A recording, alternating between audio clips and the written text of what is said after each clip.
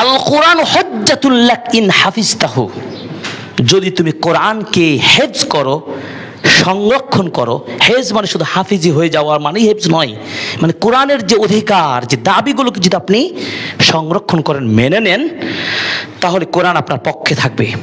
আল্লাহ পাক বলছেন, বাল হুয়া আয়াতুম বাইয়িনাতুন ফি সুদুরিল্লাযিনা উতুল ইলম। আল্লাহ পাক বলছেন বরং সেইগুলো হচ্ছে স্পষ্ট আয়াত, ফি সুদুরিল্লাযিনা, তাদের অন্তরে যারা উলুল ইলম, যারা জ্ঞান সম্পন্ন মানুষ। তার মানে যাদের মধ্যে জ্ঞান আছে, এলম আছে, এলম সম্পূর্ণ মানুষ, তাদের মধ্যে এই সুস্পষ্ট আয়াতগুলো তাদের মধ্যে কি ঝকঝক করে আলো জ্বলবে। তার মানে কি আপনি আয়াতের সপক্ষে?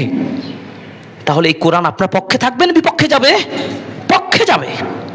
এই জন্য রাসূল সাল্লাল্লাহু আলাইহি ওয়াসাল্লাম একটা হাদিসে বলেছেন, নাদ্দারাল্লাহু ইমরান সামিআ মিন্না হাদিসান ফাহাফিযাহু হাত্তা ইউবাল্লিগাহু।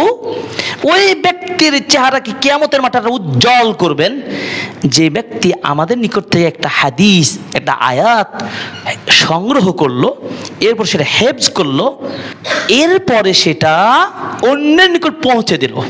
পৌঁছে দেওয়ার ক্ষেত্রে তিনি তার চাইতে বিজ্ঞ ব্যক্তির কাছে পৌঁছাতে পারে, অথবা তার চাইতে কোন দুর্বলের কাছেও পৌঁছাতে পারেন।